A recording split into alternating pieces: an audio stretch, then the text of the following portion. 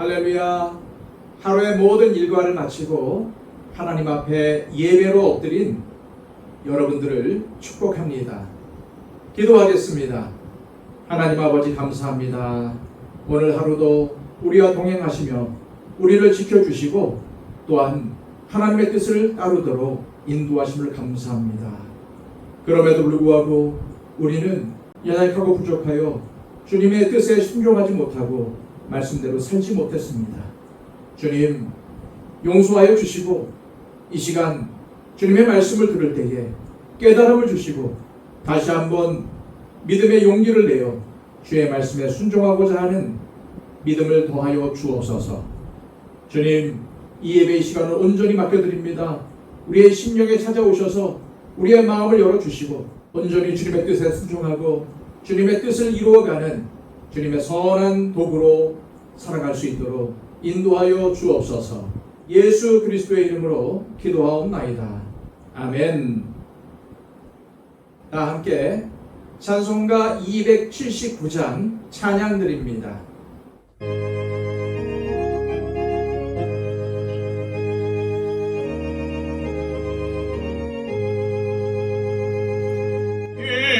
인내하신 곳에 주여 내가 비오니 죄인 홀하신 때에 날 부르소서. 주여 주여 내가 비오니 죄인 홀하실 때에 날 부르소서. 자비하신 보좌 앞에 꿇어 엎드려 자복하고 회개하니 믿음 주소서. 주여 주여 내가 비오니 죄인 홀하실 때에 날 부르소서. 주의 공로 의지하여 주께 가오니 상한 마음을 고치시고 구원하소서. 주여 주여 내가 비오니 죄인 홀하실 때에 날 부르소서. 만복 근원 우리 주여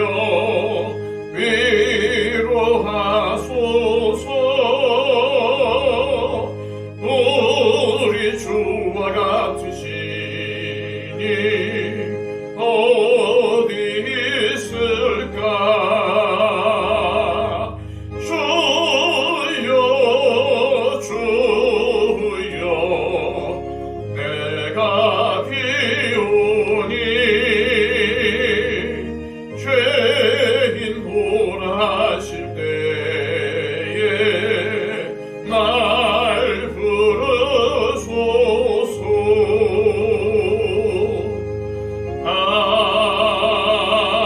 아멘. 이 시간 우리에게 주시는 하나님의 귀한 말씀은 신약성경 사도행전 9장 1절에서 9절까지의 말씀입니다. 신약성경 201쪽입니다. 사울이 주의 제자들에 대하여 여전히 위협과 사기가 등등하여 대제사장에게 가서 다메섹 여러 회당에 가져갈 공문을 청하니 이는 만일 그 도를 따르는 사람을 만나면 남녀를 막론하고 결박하여 예루살렘으로 잡아오려 함이라. 사울이 길을 가다가 다메섹에 가까이 이르더니 홀연히 하늘로부터 빛이 그를 둘러 비추는지라. 땅에 엎드러져 들음에 소리가 있어 이르시되 사울아 사울아 네가 어찌하여 나를 박해하느냐 하시거늘 대답하되 주여 누구시니이까? 이르시되 나는 네가 박해하는 예수라. 너는 일어나 시내로 들어가라. 네가 행할 것을 네게 이를 자가 있느니라 하시니 같이 가던 사람들은 소리만 듣고 아무도 보지 못하여 말을 못하고 서 있더라. 사울이 땅에서 일어나 눈은 떴으나 아무것도 보지 못하고 사람의 손에 끌려 다메섹으로 들어가서 사흘 동안 보지 못하고 먹지도 마시지도 아니하니라. 아멘.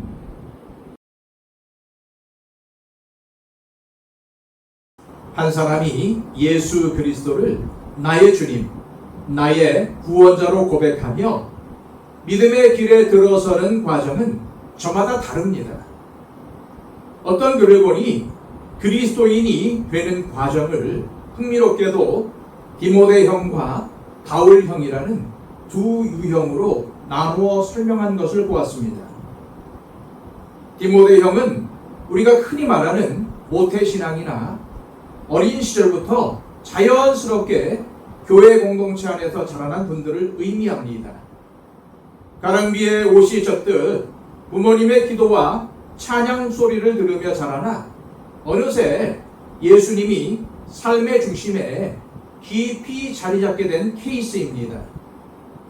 반면 바울형은 성인이 된 이후 인생의 특정한 계기나 예기치 않은 충격적인 사건을 통해서 극적으로 주님을 만나게 된 분들을 가리킵니다.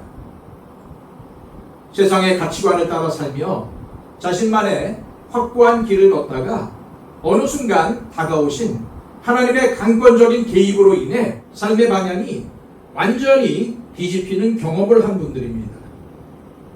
오늘 우리가 함께 읽은 사도행전 9장의 본문은 훗날 위대한 이방인의 사도가 되는 청년 사울이 다메섹으로 향하는 길 위에서 부활하신 주님을 극적으로 만나는 이른바 바울형 회심의 원조가 되는 장면입니다. 교회의 태동과 확장을 기록한 사도행전을 깊이 묵상하다 보면 기록자인 누가가 이 사울의 회심 사건을 얼마나 중요하게 다루고 있는지 깨닫게 됩니다.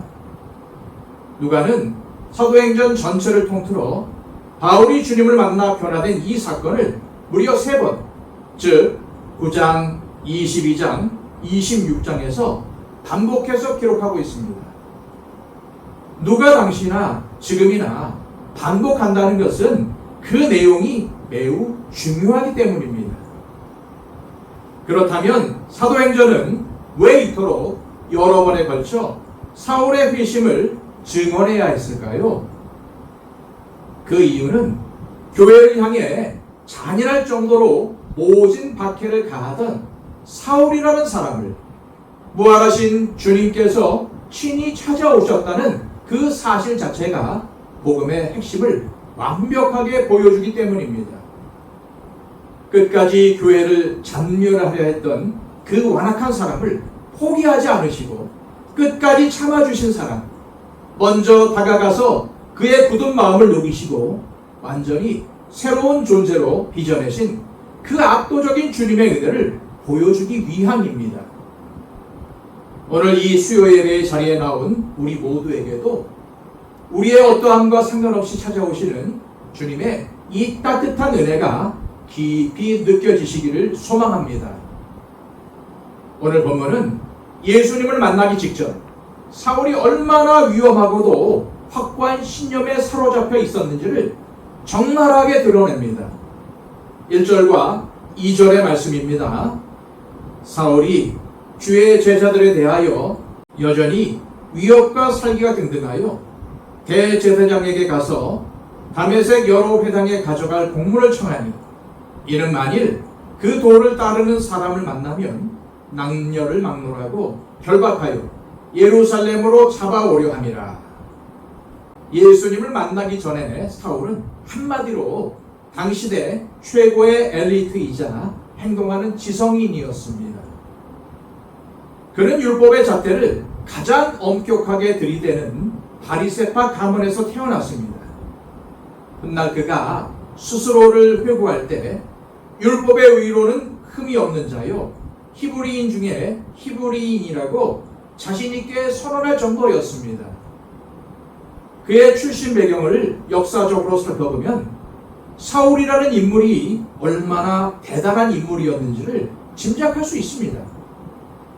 그가 태어나고 자란 길리기아 다소는 당시 로마 제국 내에서 아테네, 알렉산드리아와 어깨를 나란히 하던 헬라 철학과 학문의 중심지였습니다. 그는 헬라 문화의 풍요로움 속에서 자라며 헬라어와 수사하게 능통했습니다. 동시에 나면서부터 로마 시민권을 소유하고 있었기에 로마의 정치와 법체계를 누구보다 깊이 이해하고 누릴 수 있는 특권층이었습니다. 그뿐만이 아닙니다. 그는 유대교 내에서 당대 최고의 석학으로 칭송받던 랍비 가말리엘의 문화에서 엄격한 율법 교육을 받았습니다. 헬라 철학의 지성, 로마 시민이라는 막강한 힘, 유대교의 정통성이라는 세 가지의 배경을 모두 손에 쥔 사람이었습니다.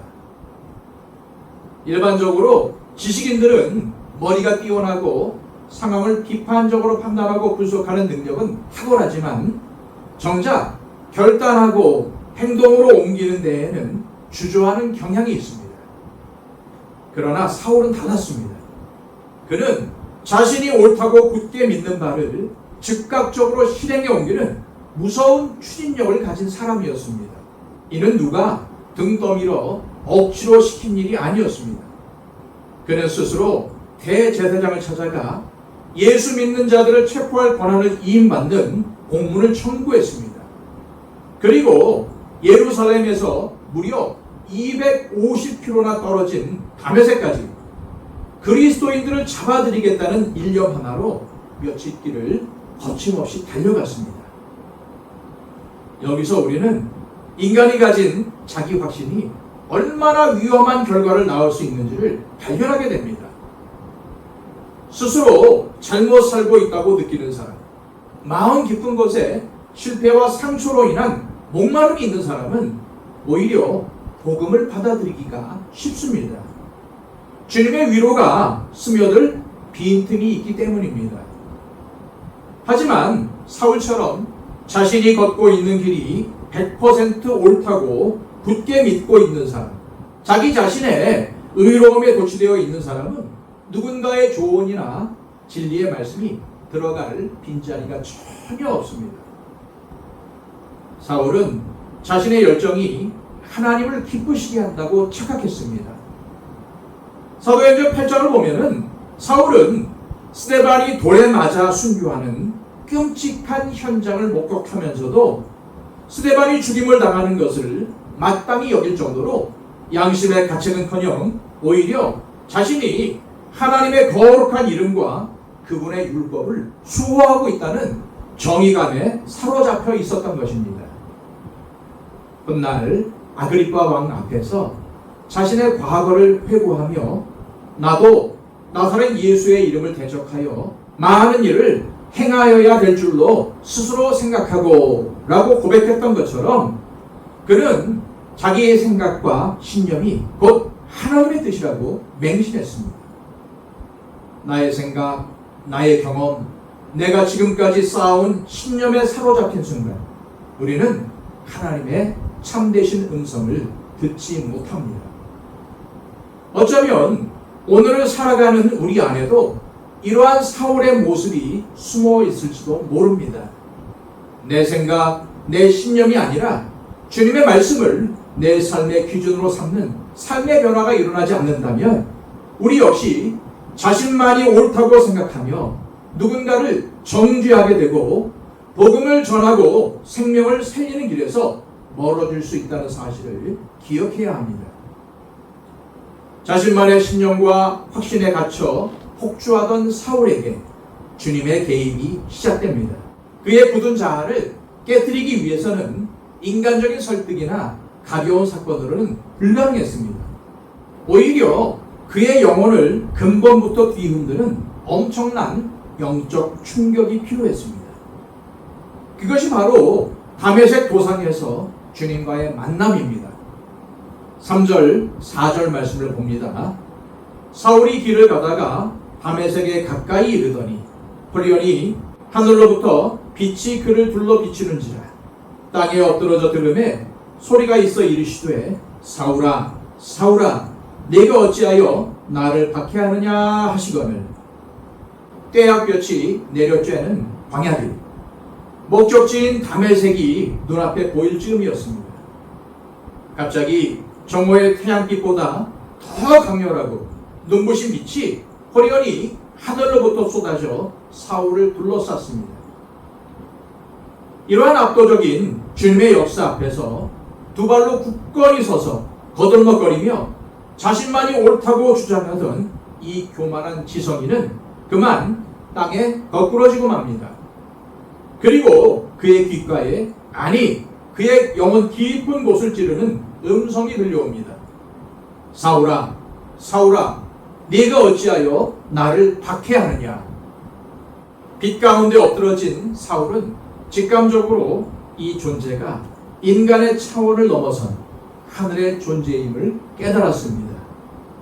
두려움과 경외감 속에서 그는 묻습니다. 주여 누구시니까? 이 짧은 질문은 사울의 인생이 두동강 나는 분기점입니다. 자신이 자기 인생의 주인이요 자신이 가진 율법적 지식이 최고라고 자부했던 사울이 처음으로 자신의 한계를 인정하고 진짜 주인을 부른 순간입니다. 하지만 이때 들려온 대답은 사울이 지금까지 살아왔던 세상과 지금까지 붙잡고 있었던 신념을 산산조각내는 충격적인 음성이었습니다. 나는 네가 박해하는 예수라. 사울은 한 번도 예수님을 직접 박해한 적이 없습니다. 그는 그저 예수를 메시아로 믿는 무리들, 즉 교회를 핍박했을 뿐이라고 생각했습니다. 그러나 부활하신 주님은 고통받는 성도들, 핍박받는 교회를 당신 자신과 완벽하게 동일시하고 계셨습니다.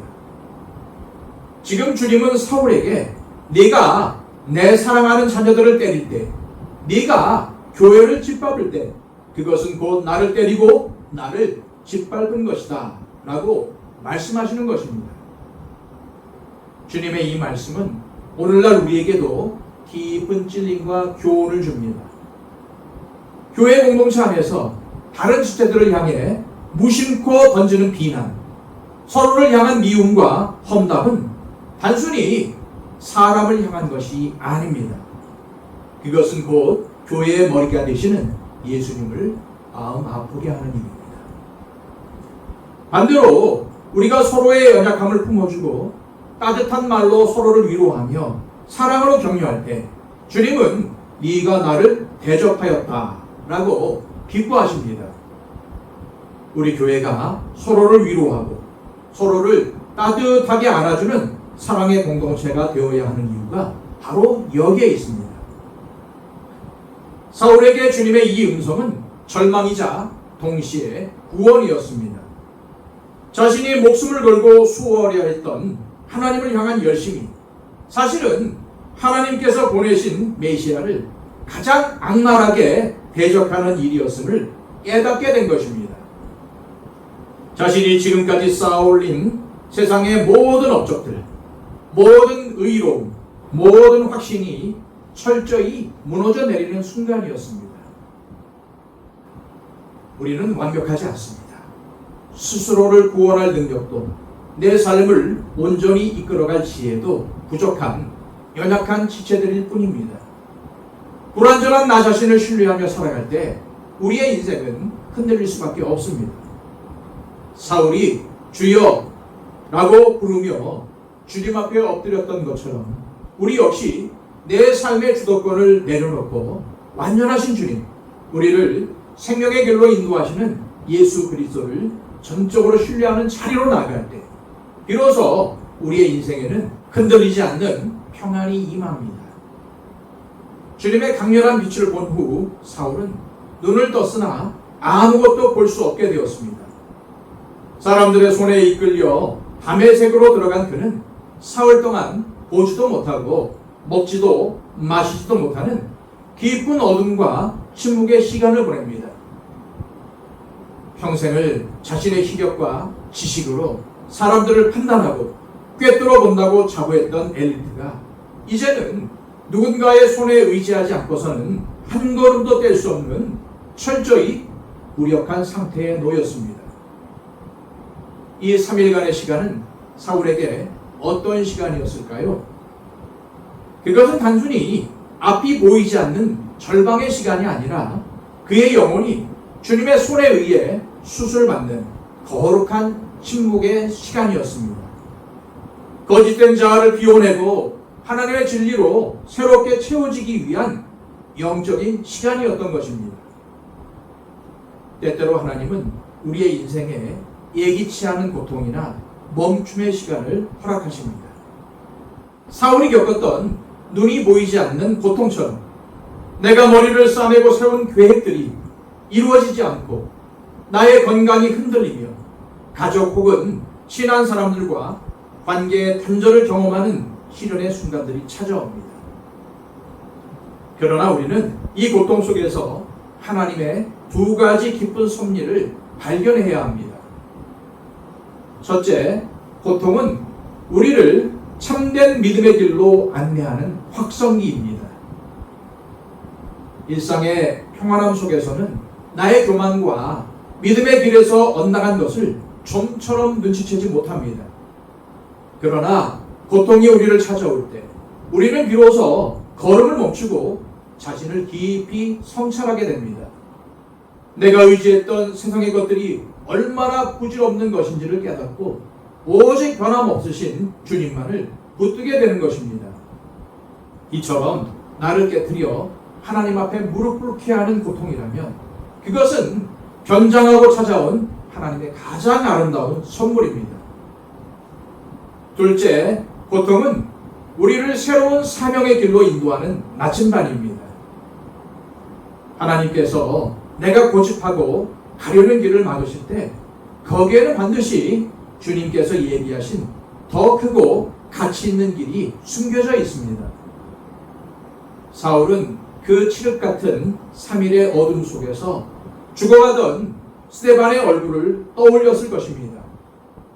돌에 맞아 피투성이가 되어가면서도 천사처럼 빛나던 그 평온한 얼굴, 자기를 죽이는 자들을 용서하며 하늘을 우러러보던 그 경이로운 시선. 사울은 늘 그 장면을 생각할 때마다 마음 한구석을 찌르는 가시처럼 괴로웠을 것입니다. 그런데 다메섹 도상에서 예수님을 만난 순간 스데반이 보았던 하늘 보좌 우편에 주님이 바로 자기에게 찾아오신 이 예수님임을 확신하게 되었습니다. 그 깨달음이 사울의 인생을 완전히 뒤바꾸어 놓았습니다. 그는 이 고통 속에서 이제 내가 누구를 위해 살아야 하는가를 명확히 발견한 것입니다. 사울의 위대함은 자신이 당한 충격과 고통에 매몰되어 원망하거나 주저하지 않고 그 속에 담긴 하나님의 메시지를 빠르게 알아차렸다는 데 있습니다. 훗날 바울은 아그리빠 왕 앞에서 이렇게 고백합니다. 하늘에서 보이신 것을 내가 거스르지 아니하고. 아무리 주님께서 찾아오셔서 빛을 비춰주시고 놀라운 은혜를 부어주셔도 결국 응답하고 결단하는 것은 우리의 몫입니다. 사울은 자신의 모든 과거가 부정당하는 그 아픔과 눈이 보이지 않는 고통 속에서도 주님을 향해 마음을 돌이켰습니다. 지금까지 지켜왔던 자신의 신념을 버리고 주님께서 자신에게 원하시는 것이 무엇인지를 깨닫고 주님 중심으로 삶을 재편하기 시작한 것입니다.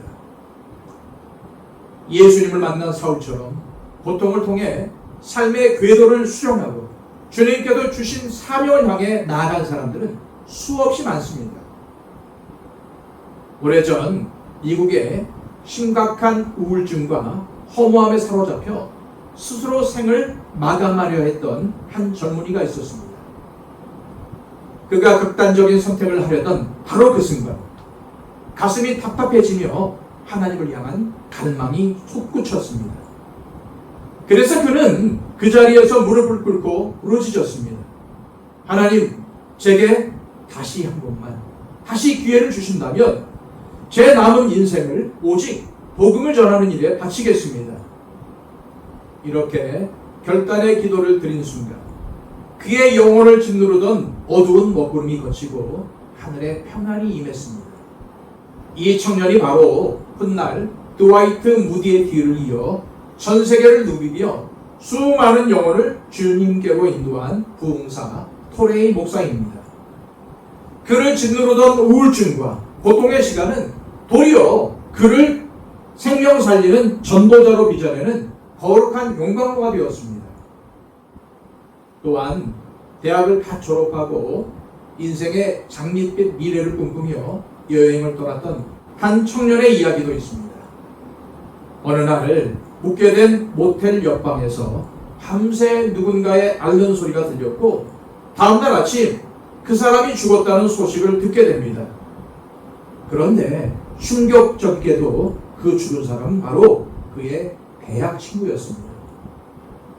그 순간 인생이 얼마나 순식간에 사라지는 안개와 같은지, 인간의 생명이 얼마나 허무한지를 뼈저리게 깨달은 그는 영원히 변치 않는 가치를 위해 살기로 결단합니다. 그는 모든 것을 내려놓고 배를 타고 이름 모를 낯선 땅 미얀마로 향했습니다.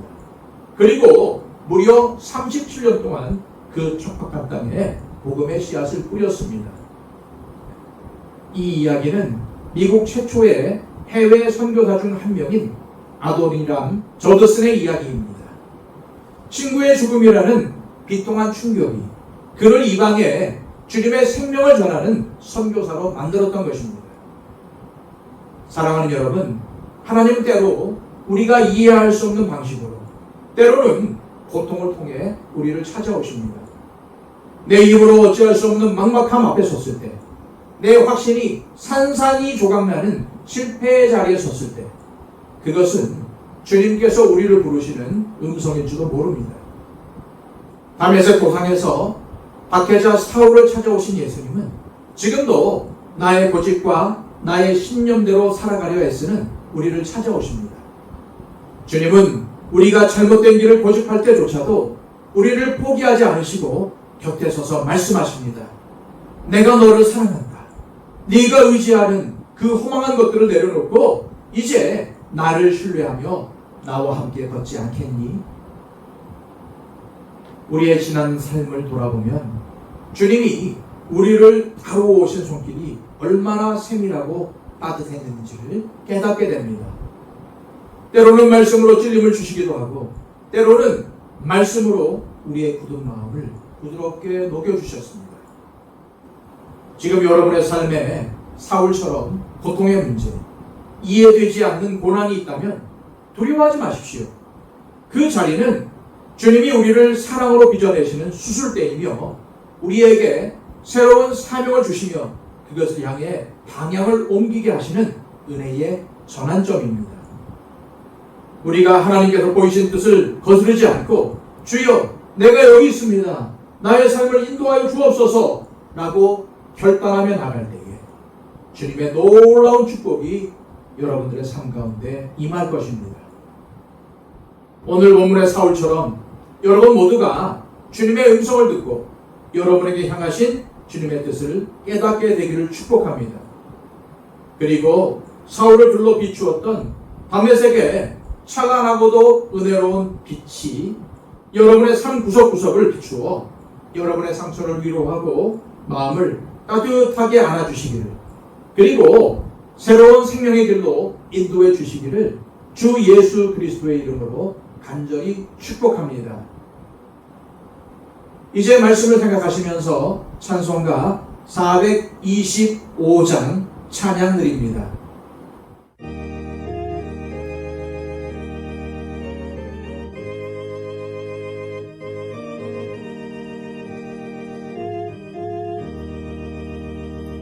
주님의 뜻을 이루소서. 고요한 중에 기다리니 진흙과 같은 날 빚으사 주님의 형상 만드소서. 주님의 뜻을 이루소서. 주님 앞에 엎드리니 나의 맘속을 살피시사 눈보다 희게 하옵소서. 주님의 뜻을 이루소서. 병들어 몸이 피곤할 때 권능의 손을 내게 펴사 강건케 하여 주옵소서. 주님의 뜻을 이루소서. 온전히 나를 주장하사 주님과 함께 동행함을 만민이 알게 하옵소서.